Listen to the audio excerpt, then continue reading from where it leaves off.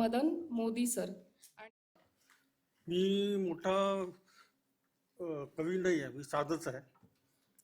आयुष्यामध्ये येतात प्रसंग येतात, त्याप्रमाणे लिहित जातो. तर जीवनाचं एक परकट वास्तव आहे, ते मी माझ्या कवितेत मांडण्याचा प्रयत्न करतो. फसवणाऱ्या क्षितिजा मागे धावत गेलो, फसवणाऱ्या क्षितिजा मागे धावत गेलो, ज्यांनी पेट्या वणव्यापासून उगवत्या बिंबाची भास निर्माण केली होती. दगडांनाही देव मानत गेलो, जे माझ्याच रक्ताचा सिंदूरपासून देव बनले होते. हे विश्वची माझे घर, हे विश्वची माझे घर, साऱ्यांना हृदयाशी कवटाळत गेलो. लावारसाच्या तप्तपणात उलटेपणाने जळत गेलो.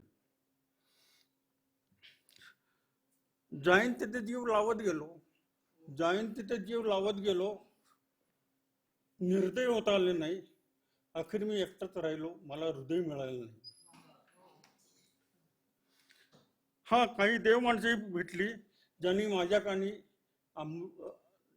कानी संजीवनी मंत्र जागवले, अमृत पाजवले, पण ताटातुटीचे जहर पचवता आलं नाही.